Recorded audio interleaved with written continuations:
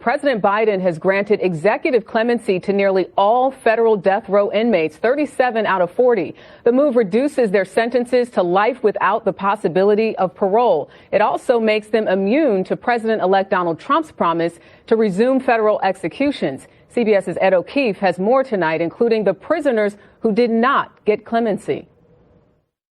He once wrote legislation expanding the federal death penalty. I am not Mr. Soft on crime. I'm the guy that put these death penalties in this bill.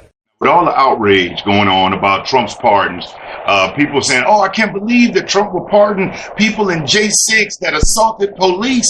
And you got all of this outrage. And let me state that I don't believe in anybody harming the police officers. I'm not with any group deciding they're going to take over police stations and burn down buildings or any of that. So let me just start with that.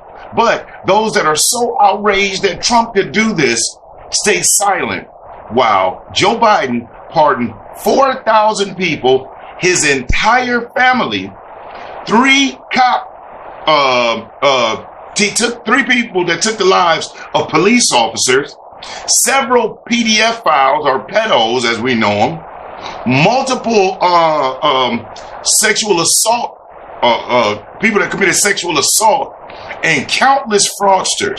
So with all of this outrage going on about Trump's pardons of people who assaulted Capitol Police, let's just be frank. A lot of those people that were arrested, they weren't violent.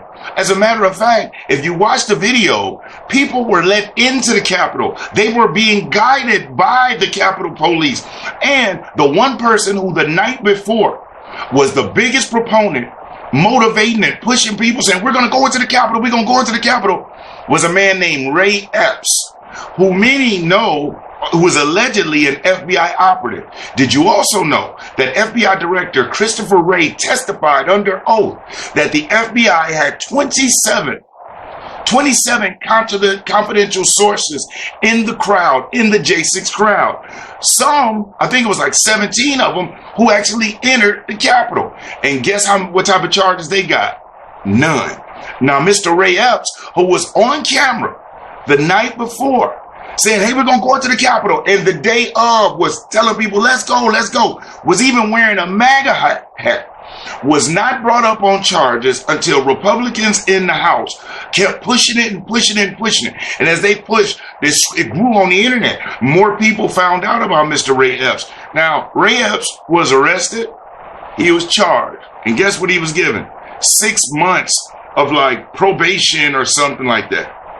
Okay? So when we talk about 2 tiers of justice, that's not just something that's just being said. It's a fact. And when we speak about this fake outrage, the reason why I call it fake outrage, you can't have room for thee and none for me. And it just shows why the Democrat Party, the liberals, the progressives will continue to lose. Because people can't trust you when you're unable to call a ball and a strike. Look, wrong is wrong. If Donald Trump does something boneheaded, or Republicans in the House or in the Senate do something that I disagree with, I call it out. Most intelligent and fair and balanced people will call it out. Only somebody that is biased and that has ulterior motives will fail to call out any wrongdoings on their side and go blind and have all the type of optics for what's going on the other side of the aisle. Now, the person who put the death penalty in the 94 crime bill that he co-wrote now has had a change of heart. So let's listen how Joe Biden feels about the death penalty now. Not just the death penalty. Let's see what Biden has to say. But 4 years ago, then candidate Joe Biden campaigned to end it. And as president, he paused federal executions. One of the reasons I'm against capital punishment is, we have confirmed there's at least 195 cases since 1972 that the person who was convicted and about to put to death was innocent. Tonight, 3 men remain on death row. Robert Bowers, sentenced last year for killing 11 at the Tree of Life Synagogue in Pittsburgh. Dylan Roof, who killed 9 in the 2015 Charleston Church Massacre. And Dzhokhar Tsarnaev, the Boston Marathon bomber, who also killed a police officer. But 37 others will now serve life sentences with no chance of parole. 9 convicted of killing fellow prisoners. Others killed prison guards, conducted mass killings, or deadly drug-related crimes. In good conscience, Biden said today, I cannot stand back and let a new administration resume executions that I halted. I will ask Congress to send a bill to my desk ensuring that anyone who murders a police officer will receive immediately the death penalty. President-elect Trump campaigned this year promising to restore the death penalty. Today, a Trump spokesman called Biden's decision abhorrent and said Trump will restore the rule of law when he takes office next month. 53% of Americans support the death penalty for convicted murderers, down 10 points in the last decade. But civil rights groups cheered Biden's decision. Our society is better as a result of it. And Pope Francis, whose Catholic Church opposes the death penalty, openly prayed this month that Biden, who's also Catholic, would commute death sentences. Today's a good reminder of how long President Biden's been involved in criminal justice issues, because nearly all of the men who are on federal death row were there because of the 1994 crime bill he wrote as a senator. Now, 30 years later, he's sparing their lives. So let's, when these folks online are going berserk, oh, Trump, Trump 1,500, and he's pardoning these folks. And with Trump, there's 16 people from J6 that have not been pardoned yet. They're going through their cases because they believe that these folks may have committed actual, violence. They may have actually got into it with a police officer and assaulted them. So anybody that did assault a police officer, they are going through those files. And a couple, that might have, did some things, got through. But let's not forget, these people that were arrested for J6, they've served time in prison. They've been financially destroyed. Their reputations, their faces plastered all over the place, their names. So it's not like these folks went without any type of punishment. Now let's think about 2020, the summer of love. Police stations were burned down. Courthouses were burned down and taken over. In Minnesota, Governor Walz spoke about how they were calling into him left and right. And he said, hey, let them take it over.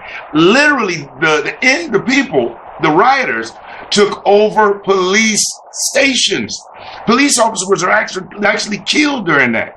Black and brown businesses were destroyed. White people's businesses destroyed that have been loyal to the community. Destroyed. And people died. And guess what? No one was prosecuted. Nobody. Why? Because they were on the Democrat side. Think about these college campuses where they've been rioting and tear stuff up. Nobody prosecuted. Why is it that if you have a D in front of your name as far as your political affiliation, you don't face any charges? Let's face it. Let's really run down the line. As a matter of fact, the Democrat senator who was the head of the Committee on Foreign Relations, oh my goodness, he just got through getting busted as far as he had the gold bars, Bob Menendez. Bob Menendez got caught with gold bars from Egyptian gold bars, $500,000 in cash, not to mention a slew of other gifts he got. Now, you think nobody knew he had been getting this for all of these years? No, what happened was when he spoke out. Think about Mayor Eric Adams. Spoke out against Biden and the immigration, was raided by the feds twice. Nothing found, but publicly humiliated. When you step out of line, you get spanked. But if you stay loyal to the soil, you can do anything. And guess what? The media is not going to cover it. The prosecutions are not going to be prosecuted until now. January the 2025, change the game. We got somebody that believes in leadership. We have a strong leader back. We have somebody that believes in the rule of law. And not just selective law, the rule of law. Rules for thee and for me. So I just wanted to jump in and point out the hypocrisy and all this fake outrage going on CNN and MSNBC, and they're talking about this. They're just not used to somebody that walk it like they talk it. For the last 4 years, we've had a puppet. We had somebody that wants to talk all light and slow and scratch his face where his fingers don't move, and like a mannequin. They're not used to somebody. Did you see Trump's press conference? Back then, when in his first term, the media used to try to talk over him, and they were rude. One of those reporters tried that day, and he shut him down and said, hey, look, stop. I'm talking. And guess what he did? Fell in line. And the rest of the press conference went smooth. They're not having it this time. And, in my upcoming video, we're going to talk more about what Trump is doing to dismantle the deep state. But If you like the content of this video, hey, listen, do me a solid. Hit that like button for me. I'll never ask you for a super chat, never ask you for a cash app, but you hitting that like button is currency because it helps spread the video around. And if you aren't subscribed to the channel, why don't you subscribe? You should subscribe. I invite you to subscribe. And once you subscribe, hit that notification bell and select all so you'll be updated when I upload new videos. Other than that, I'm Brian Maxwell, and on this channel, I share sales strategy, political, and current events. So I hope to see you in the next video. I'm Brian Maxwell. I look forward to seeing you at the top. Over and out.